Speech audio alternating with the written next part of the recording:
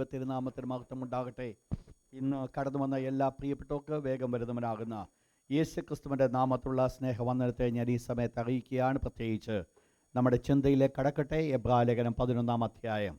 എബ്രായലേഖനം 11-ാം അധ്യായത്തിൻ്റെ 5-ാമത്തെ വാക്യം നമ്മുടെ ചിന്തയ്ക്ക് വേണ്ടി നമുക്ക് വായിക്കാം. കഴിഞ്ഞ പ്രാവശ്യം നമ്മൾ ചിന്തിച്ച വേർഡ് തന്നെ ഇന്ന് രാത്രിയിൽ നമ്മൾ വീണ്ടും തുടരുകയാണ്. എബ്രായലേഖനം 11-ാം അധ്യായം 5-ാമത്തെ ഹീബ്രൂസ് ചാപ്റ്റർ 11 വേഴ്സ് നമ്പർ 5.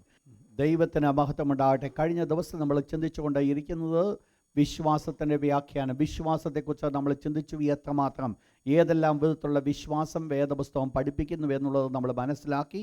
എന്നിട്ട് അവസാനമായിട്ട് നമ്മൾ ചിന്തിപ്പിച്ചത് ഹാബേലിൻ്റെ വിശ്വാസം. വിശ്വാസത്താൽ ഹാബേൽ കയ്യിൻ്റെതിലും ഉത്തമമായി യാഗം കഴിച്ചു. ദൈവം അവൻ്റെ വഴിപാടിൽ പ്രസാദിച്ചു. അവൻ നീതിമാനായി കണ്ടെത്തി.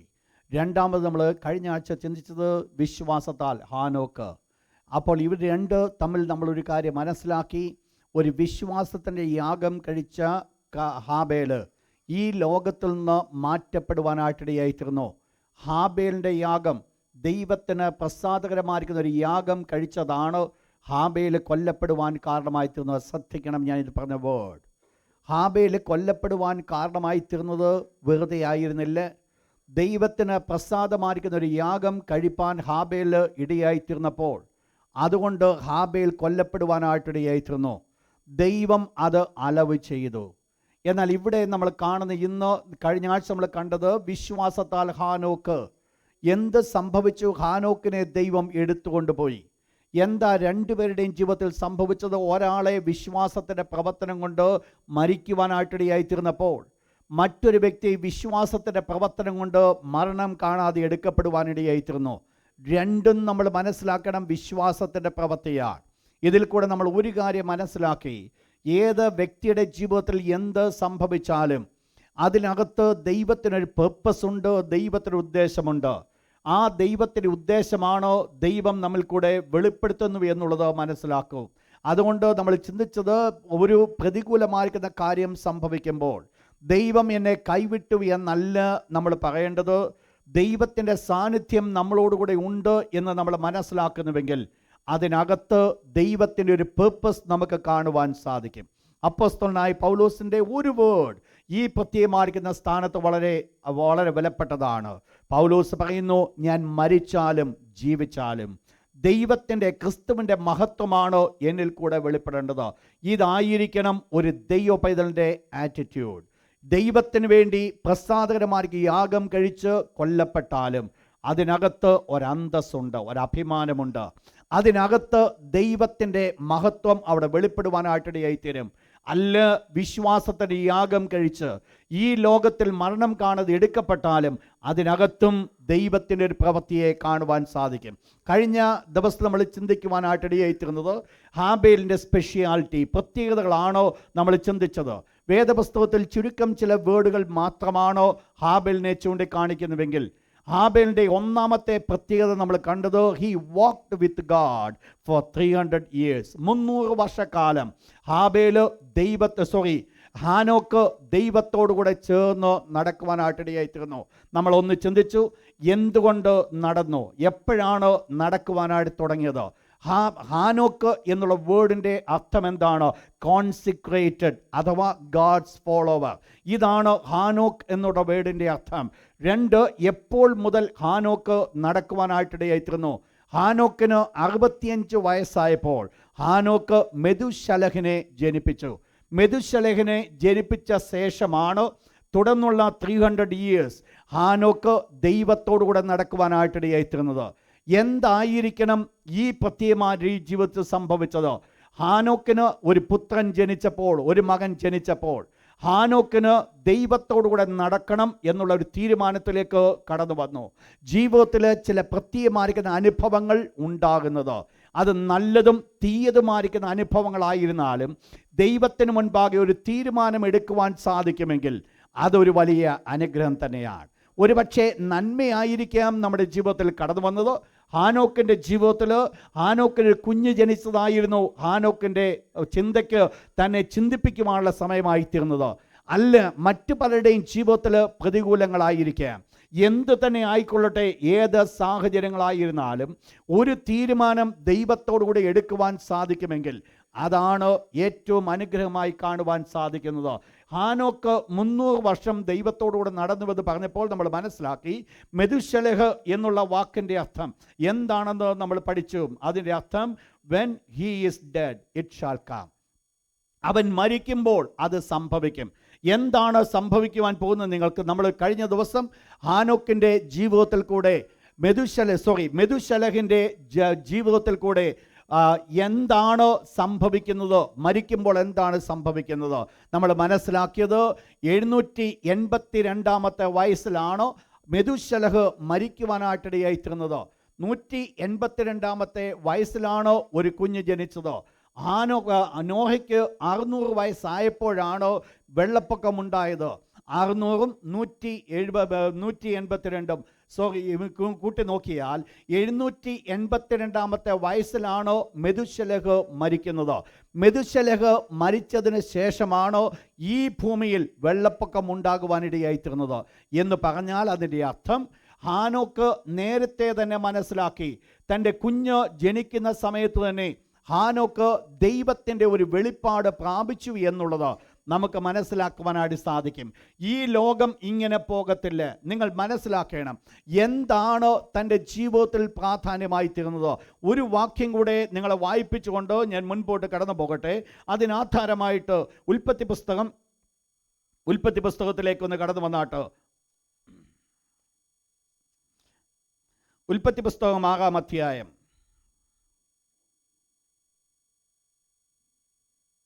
അതിൻ്റെ 5-6 വാക്യത്തിലേക്ക് കടന്നു വന്നാട്ട്.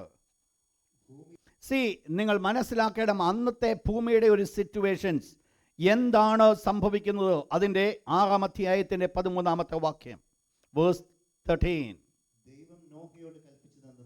12-ാമത്തെ വാക്യം വായിച്ചാട്ട്. 11-12 വാക്യം വേഴ്സ് 11 and 12. നിങ്ങൾ മനസ്സിലാക്കണം നോഹ ജീവിച്ചിരുന്ന ഒരു കാലം അല്ലെങ്കിൽ അതിനോടടുത്ത കാലത്തിലേക്ക് കടന്നു വരുമ്പോൾ ഭൂമിയുടെ അവസ്ഥ എന്തായിരുന്നു? ദൈവത്തിൻ്റെ തിരുവചനം പറയുന്നത് ദൈവത്തിന് മുൻപാകെ ഭൂമി വഷളായിരുന്നു. താഴോട്ട് ഭൂമി അതിക്രമം കൊണ്ട് നിറഞ്ഞിരുന്നു. നിങ്ങൾ മനസ്സിലാക്കണം ഇത്രമാത്രം വഷളത്വം നിറഞ്ഞൊരു ലോകത്തിലാണ്, ആ സാഹചര്യത്തോടടുത്താണ് ഈ ഹാനോക്ക് ജീവിക്കുവാനായിട്ടിടയായിത്തീർന്നത്. വഷളത്വം നിറഞ്ഞു നിന്നൊരു ഭൂമി.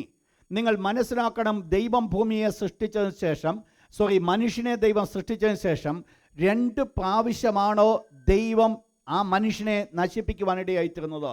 ഒന്നാമത്തെ പ്രാവശ്യം നോഹയും അവൻ്റെ കുടുംബത്തെയും രക്ഷിച്ചു, ബാക്കിയുള്ള എല്ലാ മനുഷ്യരെയും ദൈവം നശിപ്പിച്ചു.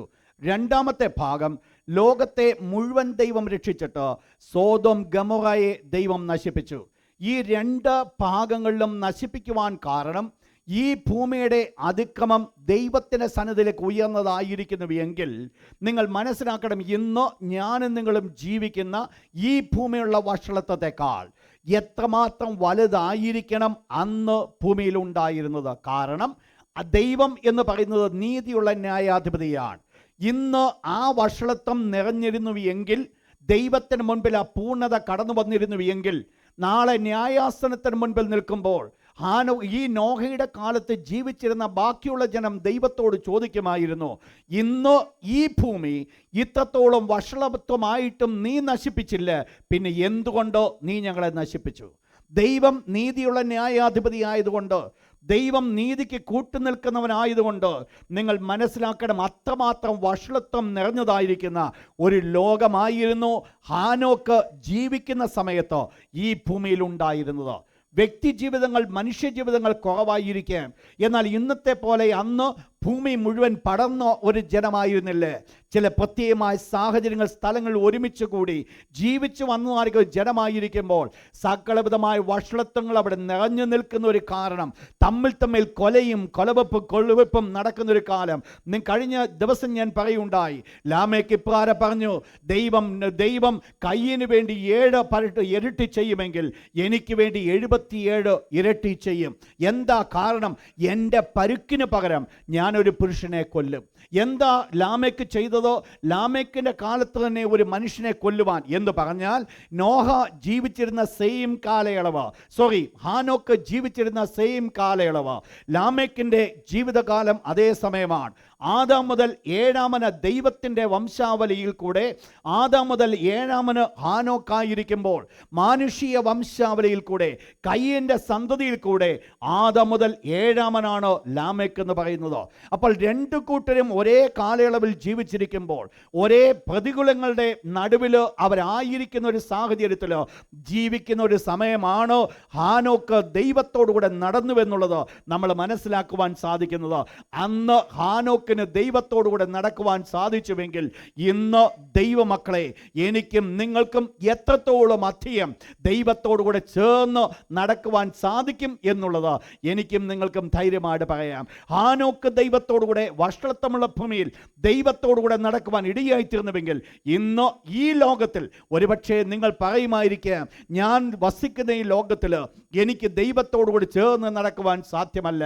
എന്നാൽ മനസ്സിലാക്കണം, ഹാനോക്ക് ദൈവത്തോടുകൂടി ചേർന്ന് നടന്നുവെങ്കിൽ എനിക്കും നിങ്ങൾക്കും ദൈവത്തോടുകൂടെ ചേർന്ന് നടക്കുവാൻ സാധിക്കും. കരങ്ങൾ ഉയർത്തി ദൈവത്തിന് ഹല്ലേലൂയ പറഞ്ഞാട്ട്. ദൈവത്തോടുകൂടെ ചേർന്ന് നടക്കണമെങ്കിൽ എന്താണ് ആവശ്യം? ഒരു വാക്യം കഴിഞ്ഞ ആഴ്ച ഞാൻ പറയുണ്ടായി, രണ്ടുപേർ ഒത്തിട്ടല്ലാതെ ഒരുമിച്ച് നടക്കുവാൻ സാധിക്കുമോ? രണ്ടുപേര് ഒന്നിക്കണം. ആരൊക്കെ ഒന്നിക്കണം? ഹാനോക്ക് ദൈവത്തോടുകൂടെ നടക്കണമെങ്കിൽ ഹാനോക്കും ദൈവവും കൂടെ ഒന്നിക്കേണ്ടത് ആവശ്യമാണ്. ദൈവത്തിൻ്റെ ചിന്തയിലേക്ക് ഹാനോക്ക് കടന്നു വരണം. ദൈവത്തിൻ്റെ ഇഷ്ടം ഹാനോക്ക് ചെയ്യണം.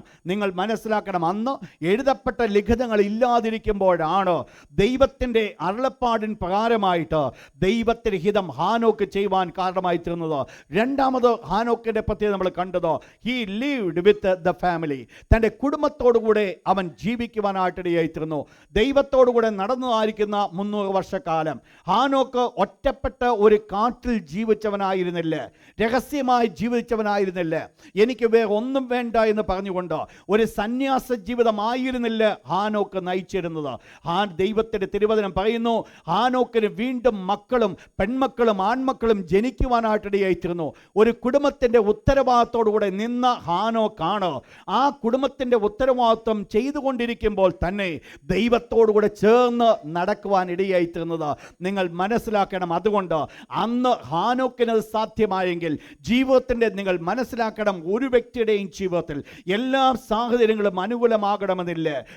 നേതാക്കന്മാരെ കുറിച്ച് നമ്മൾ പഠിക്കുമ്പോൾ പലപ്പോഴും അവർ ഒത്തിരി ഓപ്പോസിഷൻസ് കടന്നു പോകേണ്ടതായിട്ട് കാണുവാൻ സാധിക്കും.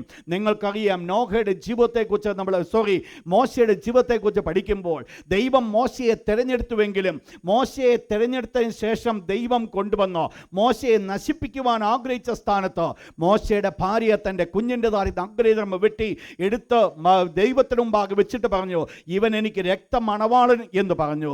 സംഹാരകൻ മോശയെ വിട്ടുപോയി. എന്താ കാരണമായിരുന്നത്? ദൈവത്തിൻ്റെ തിരുവചനം അബ്രഹാമിൽ കൂടെ കൊടുത്ത അരുളപ്പാടോ മോശയ്ക്ക് നന്നായിട്ട് അറിയാമെങ്കിലും മിദ്യാനിയ ദേശക്കാരിയായിരുന്ന മോശയുടെ ഭാര്യ ദൈവത്തിൻ്റെതായിരിക്കുന്ന ആലോചന അബ്രഹാമിൽ കൂടെ കൊടുത്തതായിരിക്കുന്ന അഗ്രചർമ്മം പരിച്ഛേദന എന്നുള്ളതായിരിക്കുന്ന കർമ്മം ചെയ്യുവാൻ മടിച്ചതാണ് ഈ ഒരു പ്രതിസന്ധിക്ക് കാരണമായി തീർന്ന്. ഞാൻ പറഞ്ഞു വരുന്നത് മറ്റൊന്നുമല്ല. അതുകൊണ്ട് മോശ ജീവിച്ച കാലവും അനുകൂലമായിരിക്കുന്ന ഒരു സാഹചര്യമായിരുന്നില്ല മോശയ്ക്കും ഉണ്ടായിരുന്നത്. എല്ലാവരുടെയും ജീവിതത്തിൽ വ്യത്യസ്തമായിരിക്കുന്ന അനുഭവങ്ങൾ കാണും. എന്നാൽ ഒരു കാര്യം സത്യമാണ്, ഹാനോക്ക് ദൈവത്തോടുകൂടെ നടക്കുവാൻ തക്കവണ്ണം തൻ്റെ കുടുംബത്തിൻ്റെ ചുമതലകൾ ചെയ്തുകൊണ്ട് നടക്കുവാൻ ഇടയായിത്തീർന്നുവെങ്കിൽ എനിക്കും നിങ്ങൾക്കും കുടുംബത്തിൻ്റെ ചുമതലകൾ ഭംഗിയായി ചെയ്ത് ദൈവത്തോടുകൂടെ നടക്കുവാനായിട്ട് സാധിക്കും. കരങ്ങൾ ഉയർത്തി ദൈവത്തിന് മഹത്വം കരയറ്റിയാട്ട്. മൂന്നാമത് നമ്മൾ ഹാനോക്കിന്റെ പ്രത്യേകത കണ്ടതോ, ഹി വാസ് എ പ്രൊഫറ്റ്. അദ്ദേഹം ഒരു പ്രവാചകനായിരുന്നു. എന്താണ് പ്രവചനം? നിങ്ങൾക്കറിയാം, ദൈവത്തോടുകൂടെ നടക്കുന്ന ഏത് മനുഷ്യനും ദൈവം കൊടുക്കുന്ന ഒരു പ്രത്യേകതയുണ്ട്. അരിമരക്ഷിതാവായ യേശു തന്നോടുകൂടെ ശിഷ്യന്മാരായിരുന്നപ്പോൾ യേശു അവരോട് ഇപ്രകാരം പറഞ്ഞു, ഞാൻ നിങ്ങളെ ഒരിക്കലും ഇനി ദാസന്മാരെന്ന് പറയുന്നില്ല, പകരം ഞാൻ നിങ്ങളെ സ്നേഹിതന്മാരെന്ന് പറഞ്ഞിരിക്കുന്നു. എന്തുകൊണ്ട്? എൻ്റെ പിതാവിനോട് കേട്ടത് മുഴുവൻ ഞാൻ നിങ്ങളോട് പറഞ്ഞു. ഈ ഭൂമിയിൽ ആയിരുന്ന കർത്താവായ യേശു യേശുക്രിസ്തുവിനോടുകൂടെ. യേശുക്രിസ്തു മരിക്കുന്നത് വരെ അല്ലെങ്കിൽ ഉയർത്തെഴുന്നേറ്റതിന് ശേഷം അവർ പരിശുദ്ധാത്മാഭിഷേകം പ്രാപിക്കുന്നത് വരെ യേശുക്രിസ്തുവിൻ്റെ കാഴ്ചപ്പാടിൽ കൂടെ കടന്നു പോകാത്തമായിരിക്കുന്ന തൻ്റെ അപ്പോസ്തലന്മാർ, തൻ്റെ ശിഷ്യന്മാർ, അവരെ കർത്താവായ യേശുവിനോടുകൂടെ നടന്നപ്പോഴും യേശുക്രിസ്തു അവരെ മകത്ത് കളയാതെ തൻ്റെ ഉള്ളിലിരുന്ന സകല രഹസ്യങ്ങൾ പഠിപ്പിക്കുവാൻ കാരണമായി തീർന്നുവെങ്കിൽ നോഹയുടെ ജീവിതത്തിൽ പദവിയായിരുന്നു. ദൈവത്തോടുകൂടെ ചേർന്ന് നോഹ നടന്നപ്പോൾ ദൈവത്തിൻ്റെ ഹൃദയം ഹാനോക്കിന് ദൈവം പൊഴിച്ചു കൊടുക്കുവാനിടയായി തീർന്നു. ശ്രദ്ധിക്കണം, ദൈവത്തോടുകൂടെ നടക്കുമ്പോൾ പ്രവചനമെന്ന് പറയുന്നത് നത്തിങ് എൽസ്, പ്രവചനമെന്ന് പറയുന്നത് മറ്റൊന്നുമല്ല. ദൈവത്തോടുകൂടെ ഞാൻ നടക്കുമ്പോൾ എൻ്റെ നാവിൽ കൂടെ കടന്നു വരുന്ന ഏത് വാക്കും പ്രവചനത്തിൻ്റെ വാക്കുകളായിരിക്കും. ദൈവത്തോടുകൂടെ ചേർന്ന് ഞാൻ ആയിരിക്കുമ്പോൾ, എൻ്റെ ഹൃദയം ദൈവത്തോട് യോജിച്ചിരിക്കുമ്പോൾ, ദൈവത്തോട് ഞാൻ ബന്ധപ്പെട്ടിരിക്കുമ്പോൾ, ദൈവമായിട്ടുള്ള കോൺവെർസേഷൻ ഞാൻ ആയിരിക്കുമ്പോൾ, നിങ്ങൾ മനസ്സിലാക്കണം, പ്രവചനമെന്ന് പറയുന്നത് അതൊരു ഗിഫ്റ്റ് ആകത്തില്ല. It's an ordinary life. നമ്മുടെ ജീവിതത്തിലെ സാധാരണപ്പെട്ട ജീവിതമായിരിക്കും. കാരണം ഏത് സമയത്തും നമ്മൾ ദൈവത്തോടുകൂടെ ചേർന്ന് നടക്കുന്നു. ദൈവം എന്ത് ചെയ്യുന്നു? ദൈവം തൻ്റെ സ്വരം കേൾപ്പിക്കുന്നു. ദൈവത്തിൻ്റെ തിരുവചനപ്രകാരം പറയുന്നു, പ്രവാചകന്മാരായ തൻ്റെ ദാസന്മാർക്ക് വെളിപ്പെടുത്താതെ ദൈവം ഒരു രഹസ്യവും ചെയ്യത്തില്ല. ഈ ഭൂമിയിൽ എന്ത് ചെയ്യണമെങ്കിലും ദൈവം ആർക്കെങ്കിലും വെളിപ്പെടുത്തിയിട്ടുണ്ടോ? ഒരാൾക്ക് മാത്രമല്ല ദൈവം വെളിപ്പെടുത്തുന്നത്, ഒന്നിൽ കൂടുതൽ ആൾക്കാർക്ക് വെളിപ്പെടുത്തും. ഞാൻ ഓർപ്പിക്കട്ടെ, ദൈവം വെളിപ്പെടുത്തുവാൻ ആഗ്രഹിക്കുന്ന ഒത്തിരി കാര്യങ്ങൾ നമ്മുടെ ജീവിതത്തിലും ദൈവത്തിന് പറഞ്ഞു തരുവാൻ മനസ്സുണ്ട്. പക്ഷെങ്കിൽ കേൾക്കുവാൻ നമുക്ക് മനസ്സില്ലാത്തത് കൊണ്ട് അത് സ്വീകരിക്കുവാൻ നമ്മെ കൊണ്ട് പറ്റുന്നില്ല. ദൈവത്തിന് പറയുവാൻ മനസ്സില്ലാഞ്ഞിട്ടല്ല, പിന്നെയോ കേൾക്കുവാനുള്ള മനസ്സ്, ദൈവത്തോടുകൂടെ ചേർന്ന് നടക്കുവാനുള്ള മനസ്സ് നമുക്കില്ലാത്തതാണ്, കേൾക്കുവാനായിട്ട് പറ്റാത്തത്. അതുകൊണ്ട് പലപ്പോഴും പലതും ഒരു വൺ സൈഡഡ് ആയിട്ട് മാറ്റപ്പെടുകയാണ്. ഇന്ന് രാത്രി ദൈവത്തിൻ്റെ തിരുവചനം ഓർപ്പിക്കുമ്പോൾ എന്താണ് ഹാനോക്കെ നീ മനസ്സിലാക്കിയത്? യൂദായാണോ അത് വെളിപ്പെടുത്തുവാൻ ഇടയായിത്തീർന്നത്? വേദപുസ്തകം പറയുന്നു, യൂദായുടെ പുസ്തകം 14-15 വാക്യം ഒരിക്കൽ കൂടെ ആ വാക്യം ഒന്ന് വായിച്ചാട്ടെ. 4 കാര്യങ്ങൾ ഹാനോക്ക് അവിടെ മനസ്സിലാക്കി. എന്താണ് മനസ്സിലാക്കിയത്? യൂദായുടെ പുസ്തകം അതിൻ്റെ 14-15 വാക്യം. ഈ ലോകം സൃഷ്ടിച്ച് വളരെ ചുരുക്കം ചില വർഷങ്ങൾ മാത്രമായിരിക്കുമ്പോൾ ഭാവിയിൽ നടക്കുവാൻ ഏതാണ്ട് 10,000-5,000-7,000 കൊല്ലങ്ങൾക്ക് ശേഷം നടക്കേണ്ട സംഭവത്തെക്കുറിച്ച് ഇവിടെ ഹാനോക്ക് പ്രവചിക്കുക. എന്താ പ്രവചിച്ചത്? ഇതാ കർത്താവ് 1000 വിശുദ്ധന്മാരോടുകൂടെ വന്നിരിക്കുന്നു. നിങ്ങൾക്കറിയാം ഏത് സമയത്ത് ഈ പ്രവചി നിറവേറ്റപ്പെടണം. അരുമരക്ഷിതാവ് ഒലിമലയിൽ കടന്നു വരുമ്പോൾ കർത്താവ് യേശുക്രിസ്തു 1000 ആണ്ട് വാഴ്ചയ്ക്ക് വേണ്ടി വരുന്നൊരു കാലം. ആ കാലത്തിനെക്കുറിച്ചാണ് ഇവിടെ ഹാനോക്ക് വെളിപ്പെടുവാനായിട്ടിടയായിത്തീർന്നത്. നിങ്ങൾ മനസ്സിലാക്കണം, 10,000-7,000 കൊല്ലങ്ങൾക്ക് മുമ്പ് അല്ലെങ്കിൽ 6,000 വർഷങ്ങൾക്ക് മുമ്പ് നടക്കേണ്ട സംഭവത്തെക്കുറിച്ച് ഹാനോക്ക് വെളിപ്പെട്ട് മനസ്സിലാക്കി. എന്തുകൊണ്ടാണ് ഹാനോക്കെ നിനക്കത് വെളിപ്പെട്ടത്? ഹാനോക്ക് ഒരു കാര്യം പറയുവാനുണ്ട്. ആ വാക്യത്തിൻ്റെ അതിൻ്റെ 14-ാമത്തെ വാക്യത്തിൻ്റെ അവസാന ഭാഗത്തിലേക്ക് കടന്നു വന്ന പകുതിയുടെ ഭാഗം, ഭക്തികെട്ട പാപികൾ. ശ്രദ്ധിക്കണം, ഹാനോക്ക് അവിടെ പറയുകയാണ്, ഭക്തികെട്ട പാപികൾ. താനൊന്ന് ജീവിച്ചിരിക്കുന്ന കാലമെന്ന് പറയുന്ന ചുറ്റുപാടും ഉണ്ടായിരുന്നവർ വിശുദ്ധന്മാരായിരിക്കുന്ന ഒരു ഗണമല്ല, പിന്നെയോ ഭക്തികെട്ട പാപികൾ. നിങ്ങൾ മനസ്സിലാക്കണം, ദൈവത്തിൻ്റെ തിരുവചനം നമ്മൾ പഠിക്കുമ്പോൾ ഇവിടെ ആദ്യമായിട്ടാണ് ഈ ശേത്തിൻ്റെ വംശാവലിയിൽ നിന്ന് വന്നുമായിരിക്കുന്ന ജനം ദൈവത്തിൻ്റെ സന്തതി എന്ന് വിളിക്കപ്പെട്ടുവെങ്കിൽ തന്നെയും ആദ്യമായിട്ടാണ് ഒരു വ്യക്തിയെ ദൈവത്തോടുകൂടെ നടന്നുവെന്ന് പറയുവാൻ കാരണമായി തീർന്നത്. ഇതുവരെയും അങ്ങനെ ഒരു സംഭവം നടന്നിട്ടില്ല. ആദാമിൻ്റെ മകനാകുന്ന ശേത്ത് ദൈവത്തെ ആരാധിച്ചു എന്നുള്ള സത്യമാണ്, ദൈവത്തിന് വേണ്ടി യാഗം കഴിച്ചു എന്നുള്ള സത്യമാണ്. എന്നാൽ ദൈവത്തോടുകൂടെ നടന്നുവെന്ന് വേദപുസ്തകം വെളിപ്പെടുത്തുന്നില്ല. തുടർന്നുള്ളതായിരിക്കുന്ന 5 മക്കളും ദൈവത്തോടുകൂടെ നടന്നുവെന്ന് വെളിപ്പെടുത്തുന്നില്ല. എന്നാൽ ഇവിടെ ആദ്യമായിട്ട് വെളിപ്പെടുത്തുന്നത് 7-ാമനാകുന്ന ഹാനോക്കിനെ കുറിച്ച് മാത്രമാണ് വെളിപ്പെടുത്തുന്നത്. എന്താണ് ഇവിടുത്തെ പ്രത്യേകത എന്ന് പറയുന്നത്? ദൈവത്തിൻ്റെ തിരുവചനം പഠിപ്പിക്കുന്നു, ഹാനോക്ക് ഇവരെ കുറിച്ച് ഭക്തികെട്ട പാപികൾ തൻ്റെ നേരെ പറഞ്ഞ നിഷ്ഠൂരങ്ങൾ നിമിത്തം, അഥവാ ഹാനോക്കിൻ്റെ ജീവിതത്തിൽ താൻ അനുഭവിക്കേണ്ടതായിരിക്കുന്ന അത് പാപികൾ കൂടെ താൻ അനുഭവിക്കേണ്ടതായിരിക്കുന്ന കഷ്ടത എന്താകുന്നുവെന്നുള്ളത് ഇവിടെ ദൈവത്തിൻ്റെ തിരുവചനത്തിൽ കൂടെ ഹാനോക്കിന് വെളിപ്പെടുകയാണ്. എന്തായിരിക്കണം വെളിപ്പെടുവാൻ കാരണം? ഒരു കാരണമുണ്ട്. തൻ്റെ ജീവിതത്തിൽ പ്രതികൂലങ്ങൾ ആഞ്ഞടിച്ചപ്പോൾ ദൈവത്തിന് വേണ്ടി ജീവിക്കുവാൻ തക്കവണ്ണം പ്രതികൂലമായിരിക്കുന്ന സാഹചര്യങ്ങൾ തൻ്റെ മുമ്പിൽ കടന്നു വന്നപ്പോൾ, മറ്റുള്ള ശത്രുക്കൾ തന്നെ എതിർക്കുന്ന ആ സമയത്ത്, ശത്രുക്കൾ തന്നെ ഉപദ്രവിക്കുവാൻ കാത്തിരിക്കുന്ന സ്ഥാനത്ത് ദൈവത്തെ ഒരു പക്ഷെങ്കിൽ ഹാനോക്ക് ചിന്തിച്ചു കാണും, എൻ്റെ ജീവിതത്തിൽ ഞാൻ എന്താ ചെയ്യേണ്ടത്? ദൈവത്തിൻ്റെ ആലോചനയ്ക്ക് വേണ്ടി കീഴ്പ്പെടുവാനായിട്ട് കാരണമായി തീർന്നു. ഒരുപക്ഷെ തൻ്റെ നേരെ നിഷ്ഠൂരമായിട്ട് പറഞ്ഞതായിരിക്കുന്ന നിഷ്ഠൂര പ്രവൃത്തികൾ, വാക്കുകൾ നിമിത്തമാണ് വേദനയോടുകൂടെ ഹാനോക്ക് ദൈവസന്നിധാനത്തിലായിരുന്നത്. എന്നാൽ അന്ന് ദൈവത്തിന് ഹാനോക്കിനോട് പറയുവാനുണ്ട്, കുഞ്ഞെ, നീ ഇപ്പോഴത്തെ ഈ പ്രശ്നം കണ്ട് നീ പേടിക്കേണ്ട. ഇന്നത്തെ നിനക്കെതിരായിട്ട് കടന്നു വന്ന വ്യക്തികളെ നോക്കൊണ്ട് നീ പേടിക്കേണ്ട. ഒരു ദിവസം കടന്നു വരുവാൻ പോകുകയാണ്, അന്ന് ഞാൻ വിധിപ്പാൻ പോകുകയാണ്. അന്ന് നിന്റെ നേരെ പറഞ്ഞ സകല നിഷ്ഠൂര പ്രവൃത്തികളും വെളിപ്പെടുന്ന ഒരു സമയമുണ്ട്. അന്ന് ദുഷ്ടന്മാരെ ന്യായം വിധിക്കുന്ന ഒരു സമയമുണ്ട്.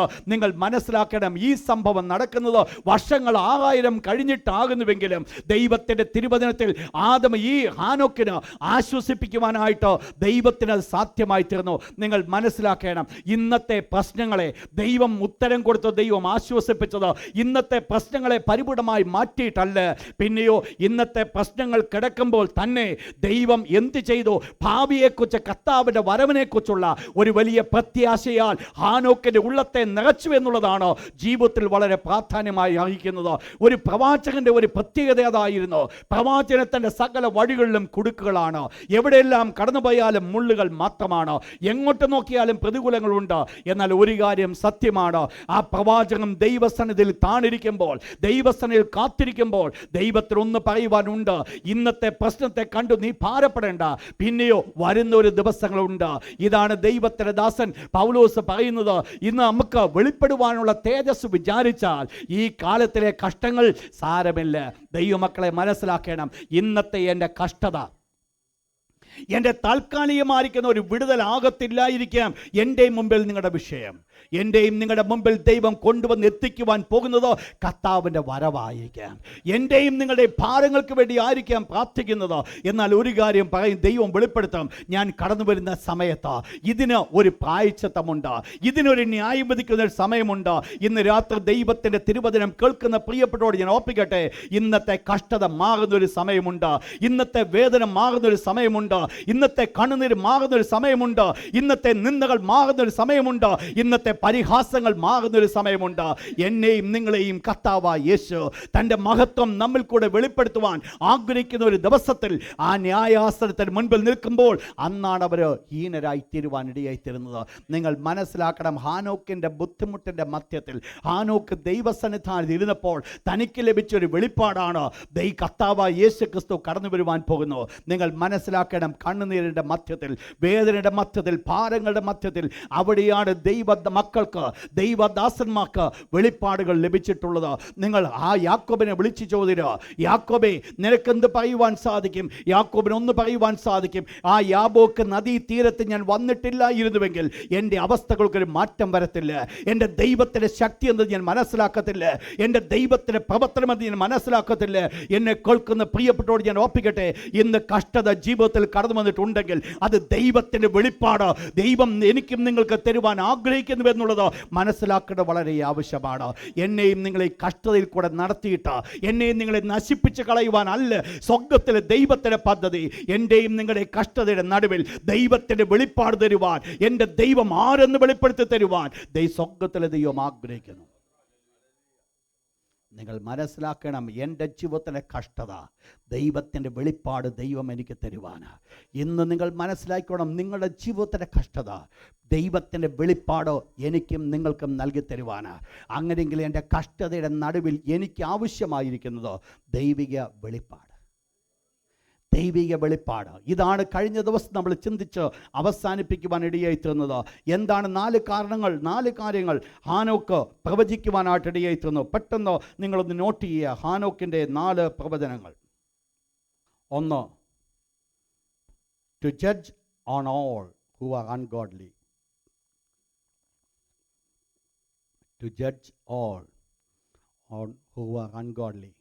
അഭക്തരായ മനുഷ്യരെ ന്യായവിധിപ്പാൻ. 2, ടു ജഡ്ജ് അൺഗോഡ്ലി ഡീഡ്സ്. ഭക്തിവിരുദ്ധമായ പ്രവർത്തനത്തെ ന്യായവിധിപ്പാൻ. To judge ungodly deeds. 3, ungodly deeds committed in an ungodly way. ഭക്തിവിരുദ്ധമായിരിക്കുന്ന രീതിയിൽ കൂടെ പ്രവർത്തിച്ച പ്രവർത്തനങ്ങൾ. committed in an ungodly way. 4, all harsh things which ungodly sinners have spoken against him. തൻ്റെ നേരെ പറഞ്ഞ പല നിഷ്ഠൂരമായിരിക്കുന്ന വാക്കുകൾ. നിങ്ങൾ മനസ്സിലാക്കണം, ഇതിൻ്റെ നടുവിലാണ് ഹാനോക്ക് ദൈവത്തോടുകൂടെ നടന്നത്. ഇന്ന് രാത്രി എൻ്റെ വിഷയത്തിലേക്ക് കടന്നു വരട്ടെ. നെക്സ്റ്റ്, 4-ാമത്തെ ഹാനോക്കിൻ്റെ പ്രത്യേകത, ഹി വാസ് ട്രാൻസ്ലേറ്റഡ്. ഹാനോക്ക് എടുക്കപ്പെട്ടു. വായിച്ചോട്ടെ വീണ്ടും ഒരിക്കൽ കൂടി, ഹീബ്രൂസ് ചാപ്റ്റർ 11 വേഴ്സ് 5. ശ്രദ്ധിക്കുക വേർഡ്, വിശ്വാസത്താൽ ഹാനോക്ക് മരണം കാണാതെ എടുക്കപ്പെട്ടു. എന്നെ വളരെ സന്തോഷിപ്പിക്കുന്ന ഒരു വേദവാക്യമാണ് ഈ പ്രത്യേക ഭാഗം. വിശ്വാസത്താൽ ഹാനോക്ക് മരണം കാണാതെ എടുക്കപ്പെട്ടു. അപ്പോൾ ഹാനോക്ക് എടുക്കപ്പെടുവാനായിട്ടിടയായി തീർന്നു. അവൻ മരിച്ചില്ല, അവൻ എടുക്കപ്പെടുവാനായിട്ട് കാരണമായി തീർന്നു. നിങ്ങൾ മനസ്സിലാക്കണം, ഏത് സ്ഥാനത്താണ് ഹാനോക്ക് എടുക്കപ്പെടുവാൻ ഇടയായി തീർന്നതെന്ന് ചിന്തിക്കുമ്പോഴാണ് അതിൻ്റെ ഭംഗി നമുക്ക് മനസ്സിലാകത്തുള്ളൂ.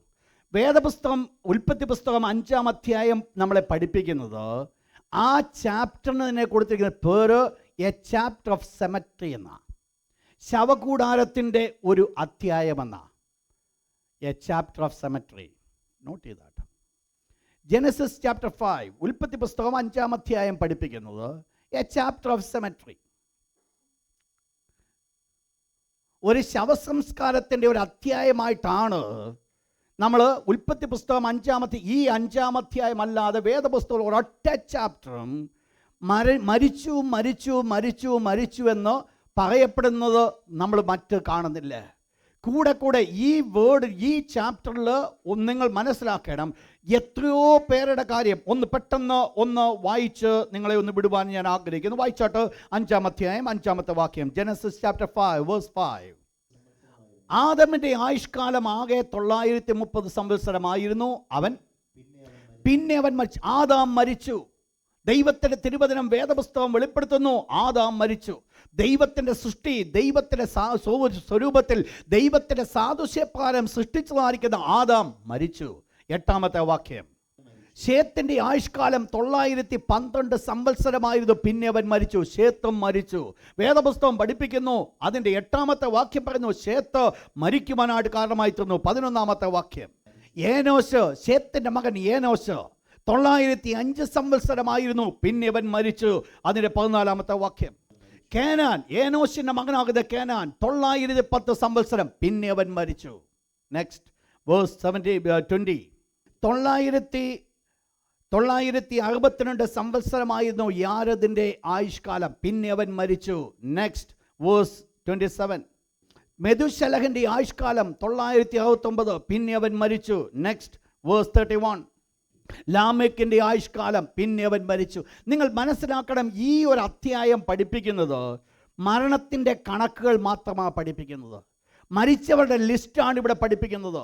ഈ പ്രഗത്ഭന്മാരായിരിക്കുന്ന പലരുമാണ് മരിച്ചു പോയത്. ആദാം മരിച്ചു. ദൈവത്തിൻ്റെ സൃഷ്ടിയായിരിക്കുന്ന 1-ാം മനുഷ്യൻ മരിച്ചു. 1-ാം മനുഷ്യൻ്റെ ദൈവത്തെ ആരാധന തുടങ്ങിയ 2-ാമത്തവൻ ശേത്ത് മരിക്കുവാനായിട്ട് കാരണമായി തീർന്നു.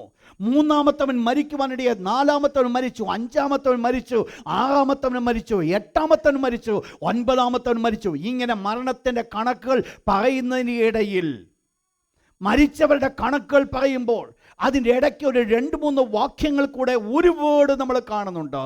ഹാനോക്ക് മെതുശലഹിനെ ജനിപ്പിച്ച ശേഷം 300 സംവത്സരം ദൈവത്തോടുകൂടെ നടന്നു. ദൈവം അവനെ എടുത്തുകൊണ്ടതിനാൽ കാണാതെയായി. എന്താ ഹാനോക്കെ നിന്റെ ജീവിതത്തിൽ സംഭവിച്ചത്? ചുറ്റുപാടുമുള്ള സകലവിധമായിരിക്കുന്ന കണക്കുകൾ പറയുന്നത് മരിച്ചവരുടെ പട്ടികയാകുന്നുവെങ്കിൽ അവിടെ ജീവിച്ച ഹാനോക്കിന് ഒന്ന് പറയുവാനുണ്ട്, ഈ മരിച്ചവരുടെ പട്ടികയിൽ കിടക്കേണ്ടവനല്ല ഞാൻ. പിന്നെയോ എനിക്കൊരു പ്രത്യേകതയുണ്ട്. എൻ്റെ ജീവിതത്തിൽ ചില പ്രത്യേകതയുണ്ട്. മരിച്ചവരുടെ ഒരു കൂട്ടം പട്ടിക മുൻപിൽ കാണുമായിരിക്കാം. എൻ്റെ പൂർവ്വപിതാവായിരിക്കും ദൈവത്തിൻ്റെ സൃഷ്ടിയായിരിക്കുന്ന ആദാം മരിക്കുവാൻ ഇടയായിത്തീർന്ന് കാണുമായിരിക്കാം. ശേത്ത് മരിക്കുവാൻ ഇടയായിത്തീർന്നു. ഇതെല്ലാം ചരിത്രം പഠിപ്പിക്കുന്നുവെങ്കിലും ചരിത്രത്തിന് വിരുദ്ധമായിരിക്കുന്ന ഒന്ന് എൻ്റെ ജീവിതത്തിൽ സംഭവിക്കുവാൻ പോകുകയാണോ? പ്രിയപ്പെട്ട ദൈവത്തിൻ്റെ മക്കളെ ഒന്ന് മനസ്സിലാക്കണം. സാഹചര്യങ്ങൾക്ക് അനുകൂലമായിരിക്കുന്ന ഒരു കാര്യമല്ല ദൈവത്തിൻ്റെ പൈതലിൻ്റെ ജീവിതത്തിൽ സംഭവിക്കുവാൻ ദൈവം ആഗ്രഹിക്കുന്നു എന്നുള്ളത് ദൈവത്തിൻ്റെ മക്കൾ മനസ്സിലാക്കേണ്ടത് വളരെ ആവശ്യമാണ്. സാഹചര്യങ്ങൾ പറയുന്നു മരിച്ചു പോകും, മരിച്ചുവെന്ന് സാഹചര്യങ്ങൾ പറയുമ്പോൾ ഹാനോക്കിന് ഒന്ന് പറയുവാനുണ്ട്, ഇല്ല ഞാൻ മരിക്കയില്ല. എവിടുന്ന ഹാനോക്കെ നിനക്ക് ഈ വെളിപ്പാട്? ഹാനോക്കിന് ഒരു കാര്യം അറിയാം, സ്വർഗത്തിലെ ദൈവത്തോടു കൂടെ ചേർന്ന് ഞാൻ നടന്നപ്പോൾ സ്വർഗത്തിലെ ദൈവം എന്നോട് അരുളി ചെയ്തിട്ടുണ്ട്, ദൈവത്തിലെ വെളിപ്പാട് എനിക്ക് പ്രാപിച്ചിട്ടുണ്ട്. ആ വെളിപ്പാട് മറ്റൊന്നുമല്ല, ഈ ദൈവം എന്നെ എടുത്തുകൊള്ളും, മരണം കാണാതെ എടുക്കപ്പെടുമെന്നുള്ള ഒരു വലിയ ഭാഗ്യം. നിങ്ങൾ മനസ്സിലാക്കണം, ദൈവം ഇങ്ങനെ അരുളി ചെയ്യുമോ? ദൈവം ഇങ്ങനെയും അരുളി ചെയ്യും. ദൈവത്തിന്റെ വഴി നമ്മൾ ഇതുവരെ മനസ്സിലാക്കിയിട്ടില്ല, ദൈവത്തിന്റെ പ്രവർത്തനം നമ്മൾ ഇതുവരെ മനസ്സിലാക്കിയിട്ടില്ല. ഒരു വാക്യം വായിച്ചാട്ടോ, ലൂക്കോസിന്റെ സുവിശേഷം 2-ാം അധ്യായം 26 മുതൽ 29 വരെയുള്ള വാക്യം. Praise God. നിങ്ങൾ മനസ്സിലാക്കണം, അന്ന് കർത്താവായ യേശു ക്രിസ്തു ജനിക്കുന്ന കാലത്തിൽ വളരെ പ്രായം ആയ ഒരു മനുഷ്യൻ മരിക്കുവാനായിട്ട് ഒരുക്കപ്പെട്ട് നിൽക്കുക. ഒരുപക്ഷെ സമൂഹം ചോദിക്കുമായിരിക്കാം, എന്നാ ഇവൻ മരിക്കുന്നത് ചോദിക്കുമായിരിക്കാം. അത്രത്തോളം പ്രായമുണ്ട് ശിമ്യോന്. എന്നാൽ ശിമ്യോന് ഒരു വെളിപ്പാട് ലഭിച്ചിട്ടുണ്ട്. തനിക്ക് ലഭിച്ചൊരു വെളിപ്പാടാണ്, കർത്താവായ ക്രിസ്തുവിനെ കാണുന്നത് വരെ നീ മരിക്കയില്ലെന്ന് വെളിപ്പാട് ലഭിച്ചിട്ടുണ്ടെങ്കിൽ ഈ ശിമ്യോൻ ഇന്നും ദേവാലയത്തിൻ്റെ വാതിക്കൽ നിൽക്കുന്നൊരു കാരണമുണ്ട്. ദൈവം എനിക്കൊരു വെളിപ്പാട് തന്നിട്ടുണ്ട്. ഞാൻ മരിക്കുന്നതിന് മുമ്പ് ഒരു കാര്യം സംഭവിക്കണം, മരിക്കുന്നതിന് മുമ്പ് ഒരു കാര്യം നടക്കണം. ഇത് നടന്നെങ്കിൽ മാത്രമേ എൻ്റെ മരണം സംഭവിക്കത്തുള്ളൂ. എന്താ ശിമ്യോനെ നിനക്ക് ലഭിച്ച വെളിപ്പാട്? എൻ്റെ കർത്താവായ യേശു ക്രിസ്തുവിനെ കാണുന്നത്, എൻ്റെ കണ്ണുകൊണ്ട് കാണുന്നത് വരെ ഞാൻ മരിക്കയില്ല. മറ്റുള്ളവർക്ക് അത് അറിയത്തില്ല, മറ്റുള്ളവർക്ക് അത് മനസ്സിലാക്കുവാൻ സാധ്യമല്ല. എന്നാൽ ശിമ്യോനൊരു കാര്യം അറിയാം, എന്തെല്ലാം ഈ ഭൂമി കീഴ്മേൽ മറിഞ്ഞാലും വേണ്ടില്ല, എൻ്റെ ജീവിതത്തിൽ യാതൊന്നും സംഭവിക്കത്തില്ല, എൻ്റെ ജീവിതത്തിൽ മരണം സംഭവിക്കത്തില്ല. കാരണം എനിക്ക് ദൈവത്തിൻ്റെ ഒരു അരുളപ്പാട് എനിക്ക് ലഭിച്ചിട്ടുണ്ട്, ദൈവത്തിൻ്റെ ഒരു വാഗ്ദത്തം ലഭിച്ചിട്ടുണ്ട്.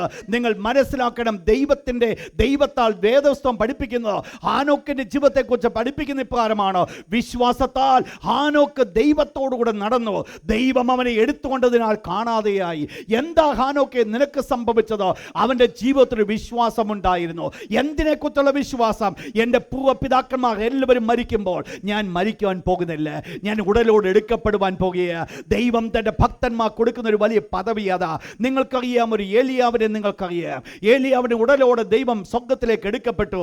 എന്നാൽ എടുക്കപ്പെടുന്ന നാളുകൾക്ക് മുമ്പ് ഏലിയാവിന് ഒരു കാര്യം അറിയാം, എൻ്റെ ദിവസം അടുത്ത് വരികയാണോ, എൻ്റെ സമയം അടുത്ത് വരികയാണോ, മരണത്തിന് വേണ്ടിയുള്ള സമയമല്ല എൻ്റെ മുൻപിലുള്ളത്, പിന്നെയോ ഞാൻ ജീവനോടുകൂടെ സ്വർഗത്തിലേക്ക് എടുക്കപ്പെടുന്ന ഒരു സമയം. തൻ്റെ ഭക്തന്മാരുടെ ജീവിതത്തിലുള്ള ഒരു പദവിയാണ്.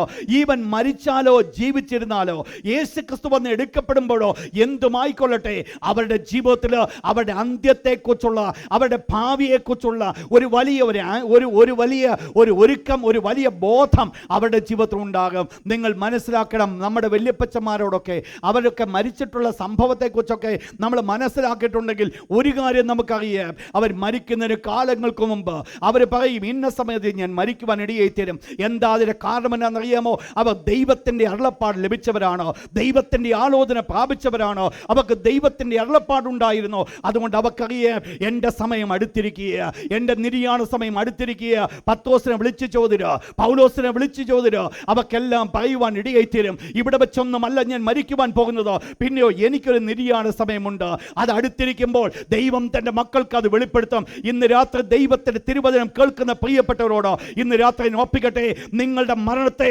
നിങ്ങളുടെ മരണത്തെ എടുത്തു കളയുവാൻ ഒരു ദുഷ്ട പിശാചിനും സാധ്യമല്ല എന്നുള്ളത് ഇന്ന് രാത്രി ദൈവത്തിൻ്റെ തിരുവചനത്തിന് മുൻപിൽ നിന്നുകൊണ്ട് ഞാൻ നിങ്ങളെ ഓർപ്പിക്കുവാൻ ആഗ്രഹിക്കുന്നു. ചോദിക്കുന്ന സമയത്ത് വിട്ടുകൊടുക്കുന്നു, നല്ല എൻ്റെയും നിങ്ങളുടെ ദൈവം. നിങ്ങൾ എന്നോട് ചോദിച്ചോ, എനിക്ക് പറയുവാൻ സാധിക്കും, ദൈവം എനിക്കൊരു വെളിപ്പാട് തന്നിട്ടുണ്ട്, ദൈവം എനിക്കൊരു കാഴ്ചപ്പാട് തന്നിട്ടുണ്ട്. എൻ്റെ ജീവിതത്തിൽ ആ കാഴ്ചപ്പാട് സംഭവിക്കുന്ന നാൾ വരെ ഈ ലോകത്തിൽ ഞാൻ മാറ്റപ്പെടുകയില്ല, ഈ ഭൂമിയിൽ ഞാൻ മാറ്റപ്പെടുകയില്ല. എന്തെല്ലാം സംഭവിച്ചാലും ഒരു കാര്യം എനിക്കറിയാം, ദൈവം എന്നോട് അരുളി ചെയ്തിട്ടുണ്ട്, ദൈവം എന്നോട് കൽപ്പിച്ചിട്ടുണ്ട്, ഇതെൻ്റെ കണ്ണുകൊണ്ട് തന്നെ ഞാൻ കാണും. ദൈവത്തിൻ്റെ വെളിപ്പാടുകൾ പ്രാപിക്കുമ്പോൾ, ദൈവത്തിൻ്റെ വെളിപ്പാടുകൾ പ്രാപിച്ച ഒരു ദൈവത്തിൻ്റെ പൈതലിന് മനസ്സിലാക്കുവാൻ സാധിക്കും അവൻ്റെ അന്ത്യം എപ്പോഴാണെന്ന്, അവൻ്റെ മരണം എപ്പോഴാണ് സംഭവിക്കുന്നതെന്ന്. മരണത്തെ പേടിച്ചുകൊണ്ടല്ല ഒരു ദൈവപൈതൽ നിൽക്കുന്നത്, മരണത്തിന് വേണ്ടി സന്തോഷത്തോടെ ഏൽപ്പിച്ചു കൊടുക്കുന്ന ഒരു വ്യക്തിയായിരിക്കും ദൈവപൈതൽ. ഞാൻ ഓർപ്പിക്കട്ടെ, മരണത്തെ അവർക്ക് പേടിക്കേണ്ട ആവശ്യമില്ല. മരണം അവർക്ക് വേണ്ടി ഒന്നും ചെയ്യുവാൻ സാധിക്കുന്നില്ല. മരണം അവർക്കൊരു പ്രമോഷൻ മാത്രമാണ് കൊടുക്കുന്നത്. ദൈവത്തിൻ്റെ ദാസൻ പൗലോസ് പറയുന്നു, വിട്ടുപിരിഞ്ഞ് ക്രിസ്തുവിനോടുകൂടെ ആയിരിക്കുന്നത് എനിക്ക് വളരെ ഉത്തമമാണ് എന്ന് പറഞ്ഞാൽ മരണം തൻ്റെ ജീവിതത്തിൽ പ്രമോഷനാണ്.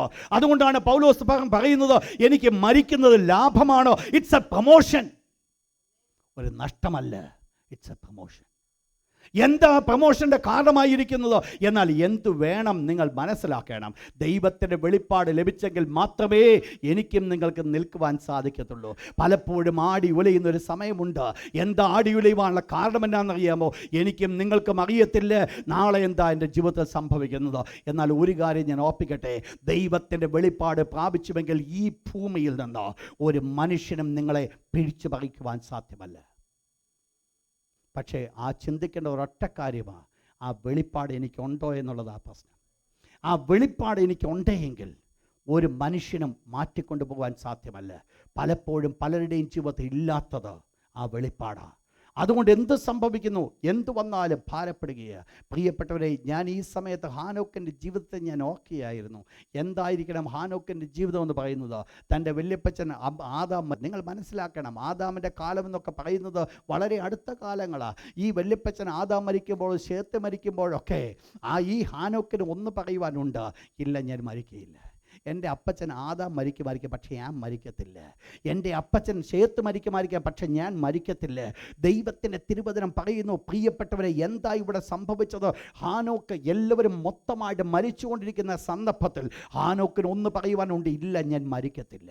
പ്രിയപ്പെട്ടവരെ, ഇതാണ് ദൈവത്തിൻ്റെ പ്രവൃത്തി ഹാനോക്കിൻ്റെ ജീവിതത്തിൽ കൂടെ വെളിപ്പെടുവാൻ കാരണമായി തീർന്നത്. പ്രതികൂല സാഹചര്യങ്ങൾ നിന്നുകൊണ്ടിരിക്കുമ്പോൾ, മരണത്തിൻ്റെ പട്ടിക പറഞ്ഞുകൊണ്ടിരിക്കുമ്പോൾ, അതിൻ്റെ നടുവിൽ ഒരു വ്യക്തിയെ നിന്നുകൊണ്ട് പറയുക, ഇവരെല്ലാവരും മരിച്ചാലും ഞാൻ മരിക്കത്തില്ല. പ്രിയപ്പെട്ട സഹോദര, നിന്റെ നാവ് കൊണ്ടൊന്ന് പറയുവാൻ സാധിക്കുമെങ്കിൽ അവിടെയാണ് അത്ഭുതങ്ങൾ കാണുവാൻ സാധിക്കുന്നത്. പ്രിയപ്പെട്ടവരെ, ഇന്ന് ദൈവത്തിൻ്റെ വചനം കേൾക്കുന്നവരോട് ഞാൻ ഓർപ്പിക്കട്ടെ, നിങ്ങളുടെ പ്രതികൂലങ്ങളുടെ മുൻപിൽ നിങ്ങൾ നിൽക്കുമ്പോൾ, ദൈവിക വെളിപ്പാട് നിങ്ങൾക്ക് ലഭിച്ചിട്ടുണ്ടെങ്കിൽ ഇന്ന് ചെയ്യേണ്ടത് മറ്റൊന്നുമല്ല, ആ പ്രതികൂലങ്ങളുടെ മുൻപിൽ നിൽക്കുമ്പോൾ തന്നെ ദൈവത്തിൻ്റെ വെളിപ്പാടുകൾ നാവ് കൊണ്ട് ഏറ്റുപറയുക. നാവ് കൊണ്ട് ഏറ്റുപറയുക.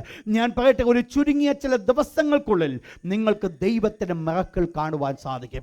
ഇതുവരെ നിങ്ങളെ ദുഷ്ടൻ ഭീതിപ്പെടുത്തിക്കൊണ്ടിരിക്കുക, ഇതുവരെ നിങ്ങളെ ദുഷ്ടൻ ഭയപ്പെടുത്തിക്കൊണ്ടിരിക്കുക. എന്നാൽ ഒന്ന് മനസ്സിലാക്കണം, ദുഷ്ടനെ ഭയപ്പെടുത്തുവാനേ സാധിക്കത്തുള്ളൂ. തിരിഞ്ഞു നിന്ന് കഴിഞ്ഞാൽ ദൈവത്തിൻ്റെ ശക്തി നമ്മൾക്കൂടെ വെളിപ്പെടുത്തുവാൻ മനസ്സുണ്ടെങ്കിൽ ദൈവത്തിൻ്റെ അത്ഭുതങ്ങൾ കാണുവാനിടയായി തീരും. ദൈവത്തിൻ്റെ തിരുവചനം ഇപ്രകാരം പറയുന്നു, പിശാചിനോട് എതിർത്ത് നിൽപ്പീൻ, എന്നാൽ അവൻ നിങ്ങളെ വിട്ട് ഓടിപ്പോകും. നമ്മുടെ ജീവിതത്തിൽ സംഭവിക്കുന്നത് എതിർത്ത് നിൽക്കുവാൻ മനസ്സില്ലാത്തത് കൊണ്ട് നാം ഓടിക്കൊണ്ടിരിക്കുക. ഇന്ന് രാത്രി ദൈവത്തിന്റെ വചനം കേൾക്കുന്ന പ്രിയപ്പെട്ടവർ, ഒരുപക്ഷെ സ്വർഗ്ഗത്തിൽ ദുഷ്ടപിശാച് നിങ്ങളെ അലട്ടുന്നുണ്ടായിരിക്കാം. എന്നാൽ ഇന്ന് രാത്രി ആ തിരുവചനം നിങ്ങളുടെ ഉള്ളിലാകട്ടെ. ഇന്ന് രാത്രി ഒന്ന് എതിർക്കുവാൻ ആഗ്രഹിക്കുന്നുവെങ്കിൽ ദൈവത്തിന്റെ അത്ഭുതത്തിന്റെ കരങ്ങൾ കാണുവാൻ സാധിക്കും. എന്താ വേണ്ടത്? ഒന്നാ വേണ്ടത്, പ്രതികൂലങ്ങളുടെ നടുവിൽ, ചുറ്റുപാടുകളുടെ നടുവിൽ, സാഹചര്യങ്ങളുടെ നടുവിൽ സാഹചര്യ കണക്കുകൾ പറഞ്ഞുകൊണ്ടിരിക്കുവാൻ അല്ല ഞാനും നിങ്ങൾ പോകേണ്ടത്. സാഹചര്യത്തെ വിരുദ്ധമായിരിക്കുന്ന ഒരു കണക്ക് പറയുവാൻ സാധിക്കുമെങ്കിൽ ദൈവത്തിൻ്റെ പ്രവൃത്തി കാണുവാൻ സാധിക്കും. ഇല്ല ഞാൻ മരിക്കയില്ല, ഞാൻ ജീവനോടെ ഇരുന്ന് ദൈവത്തിൻ്റെ പ്രവൃത്തിയെ വർണ്ണിക്കും. എന്താ സംഭവിച്ചത്? മരണത്തിൻ്റെ കണക്കുകൾ ഹാനോക്കിൻ്റെ ജീവിതത്തിൽ കൂടെ വെളിപ്പെടുത്തുവാൻ കാരണമായി തീർന്നപ്പോൾ, മറ്റുള്ളവരിൽ കൂടെ ഹാനോക്ക് കാണുമ്പോൾ ഹാനോക്കിന് ഒന്ന് പറയുവാനുണ്ട്, എൻ്റെ അപ്പച്ചനോ വല്യപ്പച്ചനോ കൊച്ചപ്പച്ചനോ ആരെല്ലാം മരിച്ചു പോയാലും അതെനിക്കൊരു വിഷയമല്ല, ഞാൻ മരിക്കുവാൻ പോകുന്നില്ല. ഇന്ന് രാത്രി നിങ്ങളുടെ നാവ് കൊണ്ട് പറയുവാൻ സാധിക്കുമ്പോൾ ഇന്ന് രാത്രി വിടുതലിൻ്റെ കരങ്ങളാണ്. എന്താ ഹാനോക്കിൻ്റെ ജീവിതത്തിലെ പ്രത്യേകത? ഹാനോക്ക് എടുക്കപ്പെട്ടു. ഹാനോക്കിനെ ദൈവം എടുത്തുകൊണ്ടു. ദൈവം അവനെ സ്വർഗ്ഗത്തിലേക്ക് എടുക്കപ്പെട്ടു. ദൈവത്തിൻ്റെ തിരുവചനം പറയുന്നു. അതുകൊണ്ട് എന്ത് സംഭവിച്ചു? നെക്സ്റ്റ് ഹാനോക്കിൻ്റെ പ്രത്യേകത, ഹി വാസ് നോട്ട് ഫൗണ്ട്, അവനെ കണ്ടില്ല. 2 രാജാക്കന്മാരുടെ പുസ്തകം 2-ാം അധ്യായം 16 മുതൽ 18 വരെയുള്ള വാക്യം. ഞാൻ ഈ ഭാഗം നിങ്ങളെ പഠിപ്പിക്കുമ്പോൾ എടുത്തതിൻ്റെ കാരണം മറ്റൊന്നുമല്ല, ഒരു ഏലിയാവിനെ ദൈവം സ്വർഗ്ഗത്തിലേക്ക് എടുക്കപ്പെട്ടു. പക്ഷെ എന്ത് സംഭവിച്ചു? ഏലിയാവിൻ്റെ ശിഷ്യന്മാർ ഏലിയാവിനെ അന്വേഷിച്ച് ചെല്ലുക. ഏലിയാവിനെ തപ്പി നോക്കുവാനായിട്ട് ആഗ്രഹിക്കുക. ബലശാലികളായിരിക്കുന്ന ഒരു കൂട്ടം ആൾക്കാർ തന്നോടുകൂടെ ഉണ്ട്. പക്ഷേ ആ ബലശാലികളെ അയച്ച് ഒന്ന് അന്വേഷിക്കുവാൻ ശ്രമിക്കുകയാണ്. ദൈവത്തിൻ്റെ തിരുവചനം പറയുന്നു, അന്വേഷിച്ചുവെങ്കിലും കണ്ടില്ല. നിങ്ങൾ മനസ്സിലാക്കണം, ഇവിടെയും അതാ സംഭവം. ഹാനോക്ക് ദൈവത്തോടുകൂടി എടുക്കപ്പെട്ടു. പക്ഷേ ഹാനോക്ക് ദൈവത്തോടുകൂടി എടുക്കപ്പെട്ടു എന്നുള്ളത് മനസ്സിലാക്കുവാൻ സാധിക്കാതെ ഹാനോക്കിനെ അന്വേഷിക്കുന്ന ഒരു ഗണം. നിങ്ങൾ മനസ്സിലാക്കണം, രണ്ട് കൂട്ടം ഗണമായിരിക്കണം ഹാനോക്കിനെ അന്വേഷിച്ചത്. ഒന്നാമത്തെ ഗണം തൻ്റെ സ്വന്തം കുടുംബം. ഈ പുള്ളി എപ്പോഴും ദൈവത്തോടുകൂടെ നടക്കുക. ഒരു പക്ഷെങ്കിൽ സ്വന്തം ഭാര്യ പറഞ്ഞെന്നിരിക്കും, വീടും വേണ്ട, നാടും വേണ്ട, നാട്ടുകാരും വേണ്ട. ഈ പുള്ളിക്ക് ഇങ്ങനെ അങ്ങ് നടന്നാൽ മതി. എവിടെയെങ്കിലും മലയിലോ ഗുഹയിലോ വല്ലതും കാണുമായിരിക്കും. ഒന്ന് പോയി നോക്കാൻ പറഞ്ഞായിരിക്കും പുള്ളിക്കാരത്തി ആൾക്കാരെ വിട്ടത്. പക്ഷേ അവിടെ ചെന്നപ്പം ആരെയും കണ്ടില്ല. രണ്ടാമത്തെ ഒരു കൂട്ടമുണ്ട്, ഈ ഹാനോക്കിനെതിരായിട്ട് ദൂഷണം പറഞ്ഞൊരു കൂട്ടം, എങ്ങനെയെങ്കിലും ഉപദ്രവിക്കുവാൻ, കൊല്ലുവാൻ ആഗ്രഹിച്ചു നിൽക്കുന്ന ഒരു കൂട്ടം. ഇവരെ വിഴുങ്ങുവാനായിട്ട് കാത്തു നിൽക്കുന്നതിൻ്റെ നടുവിൽ ഈ ഹാനോക്കിനെ വിഴുങ്ങാമെന്ന് ചിന്തിച്ചു കൊണ്ടിരിക്കുന്ന സമയത്തായിരിക്കാം സ്വർഗത്തിലെ ദൈവം വന്ന് കരങ്ങൾ ഉയർത്തി പൊക്കിയെടുത്തുകൊണ്ട് പോയത്. നിങ്ങൾ മനസ്സിലാക്കണം, ഇസ്രായേൽ മക്കൾ ഈ വാസ്തവത്തിലെ യഹോശാഫാത്ത് താഴ്വരയിൽ അവർ വന്ന് നിൽക്കുന്ന സമയത്ത് യഥാർത്ഥമായിട്ട് എതിർക്രിസ്തുവും അവൻ്റെ കൂട്ടരും ഇസ്രായേൽ മക്കളെ കൊന്നൊടുക്കുവാൻ ആഗ്രഹിക്കുന്ന ഒരു സമയം, അവരെ വിഴുങ്ങുവാനായിട്ട് കാത്തു നിൽക്കുന്ന ഒരു സമയം. ആ സമയത്താണ് അരിമരക്ഷിതാവായ യേശു ഒലിവുമലയിൽ കടന്നു വരുവാൻ കാരണമായിത്തീരുന്നത്. നിങ്ങൾ മനസ്സിലാക്കണം, എപ്പോൾ വിഴുങ്ങുമെന്ന് ചിന്തിക്കുന്നുവോ അവിടുന്നാണ് ദൈവം പിടിച്ചുകൊണ്ട് പോകുന്നത്. എവിടുന്ന് വിഴുങ്ങുമെന്ന് ചിന്തിക്കുന്നുവോ അവിടുന്ന്. ഇതാ ദൈവത്തിൻ്റെ പ്രവൃത്തി. നമ്മൾ ദൈവത്തിൻ്റെ മക്കളാകുന്നുവെങ്കിൽ, ദുഷ്ടൻ എന്നെ പിടിക്കും എന്ന് ചിന്തിക്കുമ്പോൾ, ഞാൻ ദുഷ്ടൻ്റെ വായിൽ അകപ്പെടുമെന്ന് ചിന്തിക്കുമ്പോൾ, ആ സ്പോട്ടിലായിരിക്കും ദൈവം നമ്മളെ അവിടുന്ന് ഉയർത്തുന്നത്. കഴിഞ്ഞ നാളുകൾ ജീവിതത്തിൻ്റെ അനുഭവം അതല്ലേ? പലവട്ടം എന്നെ വീണുവെന്ന് ചിന്തിച്ച സ്ഥാനത്ത് നിന്ന് ദൈവത്തിൻ്റെ അത്ഭുതകരമായിരിക്കുന്ന കരങ്ങൾ നീട്ടി ദൈവം നമ്മളെ രക്ഷിച്ചില്ലേ? ആ വിടുതൽ അനുഭവിച്ചിട്ടുള്ള ദൈവത്തിൻ്റെ മക്കൾ കരങ്ങൾ ഉയർത്തി ദൈവത്തിൻ്റെ മഹത്വം പറഞ്ഞാട്ട്. എന്താ ഇവിടുത്തെ വിഷയം? വിഴുങ്ങുമെന്ന് ചിന്തിച്ച് നിൽക്കുക. ഹാനോക്കിനെ പിന്നെ കണ്ടില്ല. അവരന്വേഷിച്ച് കടന്നു ചെന്നു. രണ്ടു കൂട്ടം ആൾക്കാരും കടന്നുപോയി കാണും. ഇതെൻ്റെ ഭാവനയാണ്. രണ്ടു കൂട്ടം ആൾക്കാരും കടന്നുപോയി കാണും, പക്ഷേ കാണുവാൻ സാധിച്ചില്ല. എന്താ ഹാനോക്കിന് സംഭവിച്ചത്? ആർക്കും അറിയത്തില്ല. ഹാനോക്കിന് സംഭവിച്ചത് പുതിയ നിയമ സഭയ്ക്ക് ഒരു നിഴലാണ് സംഭവിച്ചത്. ഹാനോക്കിൻ്റെ സ്വർഗത്തിലേക്ക് എടുക്കപ്പെട്ടതിനെക്കുറിച്ച് പണ്ടത്തെ കാലത്തിലെ ഒരു കഥ ഇപ്രകാരം പറയുന്നുണ്ട്. അത് വില്യം ബാക്ക്ലി എഴുതിയിരിക്കുന്ന ഒരു കഥയാണ്. അദ്ദേഹം പറഞ്ഞിരിക്കുന്നത് പഴമക്കാർ പറഞ്ഞു വെച്ചിട്ടൊരു കാര്യമാണ്. ഈ ഹാനോക്കും പിശാചുമായിട്ട് ഒരു കവനൻ, ഒരു ഉടമ്പടി ചെയ്തു. ആ ഉടമ്പടി ഇതായിരുന്നു. ഹാനോക്ക് പിശാചിനോട് പറഞ്ഞു, എനിക്ക് 3 കാര്യം നീ സമ്മതിക്കണം. ഒന്ന് പറഞ്ഞു, എനിക്കൊന്ന് മരിക്കണം, മരിച്ചിട്ട് തിരിച്ച് ജീവനിലേക്ക് കടന്നു വരണം. എങ്കിൽ എന്താണ് മരണം, അതിൻ്റെ വേദന എന്താണെന്നുള്ളത് എനിക്ക് മനസ്സിലാക്കണം. രണ്ടാമത് പറഞ്ഞു, നീ ഒരു കാര്യം ചെയ്യണം, എന്നെ നരകത്തിലേക്ക് കൊണ്ടുപോകണം. നരകത്തിൽ കൊണ്ടുപോയിട്ട് അവിടുത്തെ മനുഷ്യരുടെ യാതന എന്ത്, വേദന എന്ത് എന്നുള്ളത് എനിക്കൊന്ന് മനസ്സിലാക്കാൻ വേണ്ടി നീ എന്നെ കൊണ്ടുപോയിട്ട് തിരിച്ചു കൊണ്ടുവരും. ഇത് രണ്ടും പിശാച് സമ്മതിച്ചു. മൂന്നാമത്തേതുമായിട്ട് ഹാനോക്ക് ചെന്നു. മൂന്നാമത് പറഞ്ഞത്, എന്നെ സ്വർഗത്തിലേക്കൊന്ന് കൊണ്ടുപോകണം. അവിടെ ദൈവമക്കളായിരിക്കുന്നത് എന്താണെന്നും എങ്ങനെയാണെന്നും ഒക്കെ ഒന്ന് എനിക്ക് അറിയണം. അതും പിശാച് സമ്മതിച്ചു. ഈ ഹാനോക്ക് നേരെ സ്വർഗത്തിലേക്ക് പോയി പിന്നെ വന്നില്ലെന്നാണ് പഴമക്കാർ പറയുന്നത്. വാട്ടവേ, ഞാൻ പറഞ്ഞ നമ്മുടെ വിഷയം അവിടെ അല്ല. വിഷയത്തിൽ നിന്നുകൂടി ഞാൻ പറയട്ടെ, എന്താ ഇവിടുത്തെ വിഷയമായിരുന്നത്? ഹാനോക്ക് ദൈവത്തോടു കൂടെ നടന്നു, പിന്നെ അവനെ കണ്ടില്ല, പിന്നെ അവനെ കാണുവാൻ സാധിച്ചില്ല. ദൈവം അവനെ എടുത്തുകൊണ്ടുപോയി മറ്റുള്ളവരെ അന്വേഷിച്ച് പിൻചെന്നുമെങ്കിലും അവനെ കാണുവാൻ ഇടയായിത്തീർന്നത്. മനസ്സിലാക്കണമേ, ഹാനോക്കിൻ്റെ എടുക്കപ്പെട്ടു എന്ന് പറയുന്നത് പുതിയ നമ്മ വിശ്വാസികൾക്ക് അതൊരു വലിയ ബലമാണ്. എന്തുവാണെന്നറിയാമോ? ഭാവിയിൽ എന്നെയും നിങ്ങളെയും സ്വർഗത്തിലേക്ക് എടുക്കപ്പെടുവാൻ പോകുന്നു എന്നുള്ളതിൻ്റെ ഒരു പരസ്യമായിരിക്കുന്ന ഒരു തെളിവാണ് ഹാനോക്കിനെയും ഏലിയാവിനെയും ദൈവം എടുത്തുകൊണ്ടതെങ്കിൽ മനസ്സിലാക്കണം, എനിക്കും നിങ്ങൾക്കും ഒരു പക്ഷെങ്കിൽ മരണം കാണാതെ ഒരു ഉദ്ധാരണമുണ്ട്, ഒരു രൂപാന്തരമുണ്ട്.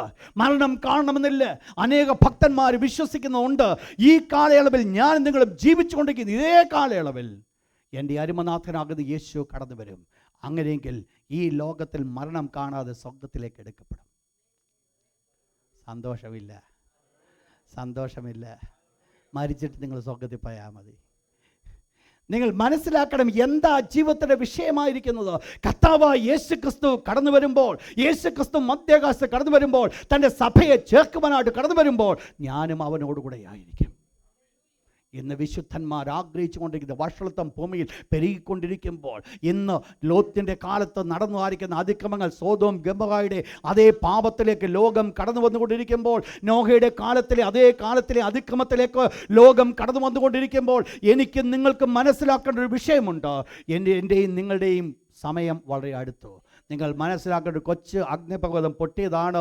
ഇന്നത്തെ പേപ്പർ നിങ്ങൾ നോക്കിയാൽ മനസ്സിലാക്കുവാൻ സാധിക്കും. പല എയർലൈൻസുകാർ ഒരു കാര്യം പറഞ്ഞു, ഓൾറെഡി എക്കണോമിക് ക്രൈസിസ് ആണ്, ഇതിൻ്റെ നടുവിൽ ഒരു ദിവസം കൊണ്ട് ഞങ്ങൾക്ക് നഷ്ടപ്പെടുന്നത് മില്യൺ കണക്ക് ഡോളേഴ്സാണ്, ഇത് എവിടുന്ന് വീട്ടുമെന്ന് ഞങ്ങൾക്ക് അറിയത്തില്ല. നിങ്ങൾ മനസ്സിലാക്കണം, ഒരു അഗ്നിപർവ്വതം പൊട്ടിയതിൻ്റെ പരിണിത ഫലം ഇന്ന് ലോകം അനുഭവിച്ചു കൊണ്ട് ഇരിക്കുന്നുവെങ്കിൽ നിങ്ങൾ മനസ്സിലാക്കണം, എൻ്റെ ദൈവം കടന്നു വരുവാനുള്ള സമയം വളരെ അടുത്തിരിക്കുന്നു എന്നുള്ളത് ഞാൻ നിങ്ങൾ മനസ്സിലാക്കേണ്ടത് വളരെ ആവശ്യമാണ്. അവസാനമായിട്ട് എന്താ ഇവിടുത്തെ ഹാനോക്കിൻ്റെ പ്രത്യേകത? 5-6 വിഷയം, ഹി പ്ലീസ് ഗാഡ്. അവൻ ദൈവത്തെ പ്രസാദിപ്പിച്ചു. എപ്പോൾ അവൻ ദൈവത്തെ പ്രസാദിപ്പിച്ചു? വായിച്ചോട്ട് ഹീബ്രൂസ് 11:5. 2-3 മിനിറ്റ് കൂടെ. ഹീബ്രൂസ് 11:5. അവൻ ദൈവത്തെ പ്രസാദിപ്പിച്ചു എന്ന് അവൻ എടുക്കപ്പെട്ടതിന് മുൻപേ ഒരു സാക്ഷ്യം പ്രാപിക്കേണ്ടത് ആവശ്യമായിരുന്നു. അവൻ സ്വർഗത്തിലേക്ക് എടുക്കപ്പെടുന്നതിന് മുമ്പായിട്ട് ഹാനോക്കിന് സാക്ഷ്യം വേണമായിരുന്നു. ആ സാക്ഷ്യമാണ് ദൈവത്തെ പ്രസാദിപ്പിക്കുക. നിങ്ങൾ മനസ്സിലാക്കണം, ഹാനോക്ക് ദൈവത്തെ പ്രസാദിപ്പിച്ചതിൻ്റെ ശേഷമാണ് ഹാനോക്ക് സ്വർഗത്തിലേക്ക് എടുക്കപ്പെട്ടതെന്നുള്ളത് ഒന്ന് അണ്ടർലൈൻ ചെയ്തോണം. ഇതിൻ്റെ കൂട്ടത്തിൽ മറ്റൊന്നുകൂടെ അണ്ടർലൈൻ ചെയ്തോണം. 1 കൊരിന്ത്യർ ലേഖനം 10-5 1 Corinthians chapter 10 verse number 5. ശ്രദ്ധിക്കുക, ദൈവം പ്രസാദിച്ച ഒരു കൂട്ടത്തെ ദൈവം സ്വർഗത്തിലേക്ക് എടുത്തുകൊണ്ട് പോയപ്പോൾ, ദൈവം പ്രസാദിക്കാത്തൊരു കൂട്ടത്തെ ദൈവം മരുഭൂമിയിൽ തള്ളിയിട്ട് കളഞ്ഞു. നിങ്ങൾ മനസ്സിലാക്കണം, ഇസ്രായേൽ മക്കൾ ഇറങ്ങിത്തിരിച്ച ഒരു കൂട്ടം ജനമാണോ അവർ മരുഭൂമിയിൽ നശിച്ചത്? അവർ നശിക്കുവാനുള്ള കാരണമാണോ നമ്മളിവിടെ കണ്ടത്? അവർ എന്ത് ചെയ്തില്ല? ദൈവത്തെ പ്രസാദിപ്പിച്ചില്ല. ദൈവത്തെ പ്രസാദിപ്പിച്ച ജനം സ്വർഗത്തിലേക്ക് എടുക്കപ്പെടുമ്പോൾ, ദൈവത്തെ പ്രസാദിപ്പിക്കാത്ത ജനം ഈ ഭൂമിയിൽ തള്ളപ്പെടുക. ശ്രദ്ധിച്ചോണം ഈ വേർഡ്.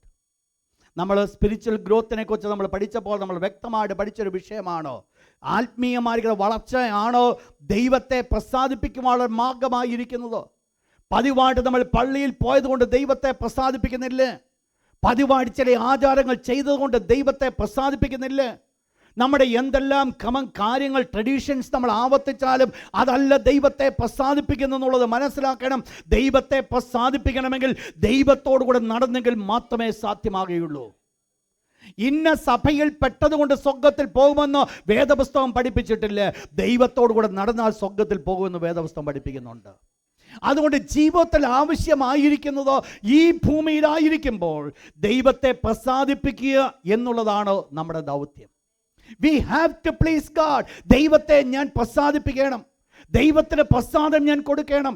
നിങ്ങൾ മനസ്സിലാക്കണം, എൻ്റെയും നിങ്ങളുടെ ജീവിതം എന്ന് പറയുന്നത്, നിങ്ങൾ വീണ്ടും ഞാൻ ഓർപ്പിക്കട്ടെ, ഒരു ചർച്ചിൽ മാറനാഥ ഫുൾ ഗോസ്പൽ ചർച്ചിൽ മെമ്പർഷിപ്പ് കിട്ടിയത് കൊണ്ട് സ്വർഗത്തിൽ പോകുമെന്ന് ദൈവം പറഞ്ഞിട്ടില്ല. ദൈവം പറഞ്ഞിട്ടുള്ള ഒറ്റ കാര്യം മാത്രമേ ഉള്ളൂ, ഈ ഭൂമിയിൽ ഞാൻ ദൈവത്തെ പ്രസാദിപ്പിക്കുന്നുവെങ്കിൽ, ഈ ഭൂമിയിൽ വെച്ച് ദൈവത്തെ പ്രസാദിപ്പിക്കുവാൻ സാധിക്കുമെങ്കിൽ ദൈവം എന്നെ സ്വർഗത്തിലേക്ക് എടുക്കപ്പെടുവാൻ സാധിക്കും. എന്താ ഹാനോക്ക് നിന്റെ ജീവിതത്തിൽ സംഭവിച്ചത്? ഹാനോക്ക് ദൈവത്തെ പ്രസാദിപ്പിച്ചു, ദൈവം അവനെ എടുത്തുകൊണ്ടുപോയി. ആ ഏലിയാവ് ദൈവത്തെ പ്രസാദിപ്പിച്ചു, ഏലിയാവ് സ്വർഗത്തിലേക്ക് എടുക്കപ്പെട്ടു പോയി. യേശു ദൈവത്തെ പ്രസാദിപ്പിച്ചു, ദൈവം അവനെ എടുത്തുകൊള്ളുവാൻ കാരണമായി തീർന്നു. ദൈവത്തിന്റെ തിരുവചനം പഠിപ്പിക്കുമ്പോൾ ദൈവത്തെ പ്രസാദിപ്പിച്ചവർ സ്വർഗത്തിലേക്ക് എടുക്കപ്പെടുവാൻ കാരണമായി തീർന്നുവെങ്കിൽ ഇനിയും ഒരു ദിവസങ്ങൾ എനിക്കും നിങ്ങൾക്ക് മുൻപിലുണ്ട്. ആ ദിവസങ്ങൾ എന്ന് പറയുന്നത് എൻ്റെ അരിമരക്ഷിതാവായ യേശു ക്രിസ്തുവിൻ്റെ വരവാകുന്നുവെങ്കിൽ, ആ മധ്യാകാശ വരവെങ്കിൽ എടുക്കപ്പെടണമെങ്കിൽ ദൈവത്തെ പ്രസാദിപ്പിച്ചെങ്കിൽ മാത്രമേ സാധ്യമാകത്തുള്ളൂ. ദൈവത്തെ പ്രസാദിപ്പിക്കാതെ സ്വർഗത്തിലേക്ക് എടുക്കപ്പെടുവാൻ സാധ്യമല്ല. പൊത്തുവരുത്ത ജീവിതം നയിക്കുന്നതുകൊണ്ട് ദൈവത്തെ പ്രസാദിപ്പിക്കുവാൻ സാധ്യമല്ല. ഒരു മാന്യനായതുകൊണ്ട് ദൈവത്തെ പ്രസാദിപ്പിക്കുവാൻ സാധ്യമല്ല. ഒരു മാന്യ ജീവിതം നയിക്കുന്നത് കൊണ്ട് ദൈവത്തെ പ്രസാദിപ്പിക്കുവാൻ സാധ്യമല്ല. ലോകം പറയുമായിരിക്കാം ഒരുപക്ഷെ നീ മാന്യനെന്ന്, ദൈവത്തിൻ്റെ മുൻപിൽ അവൻ മാന്യനല്ല എന്നുള്ളത് നിങ്ങൾ ഓർക്കണമേ. ദൈവം കടന്നു വരുന്നത് മാന്യന്മാരെ എടുക്കുവാനല്ല. അങ്ങനെയെങ്കിൽ പല മാന്യന്മാരെയും ഇന്ന് സ്വർഗത്തിൽ പോയനെയും. ദൈവം കടന്നു വരുന്നത് ദൈവത്തെ പ്രസാദിപ്പിച്ചിട്ടുള്ള ജനത്തെ സ്വീകരിക്കുവാനാണെന്നുള്ളത് നമ്മൾ മനസ്സിലാക്കാൻ വളരെ ആവശ്യമാണ്. എന്താ ജീവിതത്തിൽ സംഭവിച്ച? ഹാനോക്ക് ദൈവത്തോടുകൂടെ നടന്നു, ദൈവത്തെ അവൻ പ്രസാദിപ്പിച്ചു. അതുകൊണ്ട് ദൈവം അവനെ എടുത്തുകൊണ്ടുപോയി. പ്രിയപ്പെട്ടവരെ, ഹാനോക്കിൻ്റെ ജീവിതത്തിൻ്റെ 6ാമത്തെ പ്രത്യേകത, അവൻ ദൈവത്തെ പ്രസാദിപ്പിച്ചു. ഇന്ന് രാത്രി നമ്മുടെ കണ്ണുകളെ നമ്മൾ അടയ്ക്കുക, ഒന്ന് ശാന്തമായിട്ട് നമ്മൾ ചിന്തിച്ച് നോക്കുക. Where do I stand? ഞാൻ എവിടെ ഞാൻ നിൽക്കുന്നു? അപ്പോസ്തലനായ പൗലോസ് കൊരിന്ത്യർക്ക് എഴുതുമ്പോൾ ഇപ്രകാരം എഴുതുന്നു, നിങ്ങൾ വിശ്വാസത്തിൽ ഇരിക്കുന്നുവോ എന്നോ നിങ്ങളെ തന്നെ ശോധന ചെയ്യുവേൻ. വിശ്വാസത്താൽ അല്ലാതെ ദൈവത്തെ പ്രസാദിപ്പാൻ ആർക്കും സാധ്യമല്ല. അനുകൂലമായിരിക്കുന്ന സാഹചര്യത്തിൽ നിന്നുകൊണ്ട് ഒരു ജീവിതം നയിച്ച ഒരു ഹാനോക്കല്ല, പ്രതികൂലങ്ങളുടെ നടുവിൽ ദൈവത്തെ പ്രസാദിപ്പിച്ച ഒരു ഹാനോക്ക്. പ്രതികൂലങ്ങളുടെ നടുവിൽ ദൈവത്തെ പ്രസാദിപ്പിച്ച ഒരു ഹാനോക്ക്. ഇന്ന് രാത്രി ദൈവത്തോടെന്ന് പറയുമോ, കർത്താവേ, പ്രതികൂലങ്ങളുടെ നടുവിൽ അങ്ങേ പ്രസാദിപ്പിക്കുന്നവനായി തീരുവാൻ എനിക്ക് കൃപ ചെയ്യണമേ. പ്രതികൂലങ്ങളുടെ നടുവിൽ എൻ്റെ ചുറ്റുപാടുകളോ പല നോ ഞാൻ കണ്ടാലും അത് നോ എന്ന് പറയുവാനല്ല, അസാധ്യമെന്ന് പറയുവാനല്ല, അതിനെ യേസ് എന്ന് പറയുവാൻ ഇതാ എൻ്റെ നാവുകൾക്ക് ബലം തരണമേ.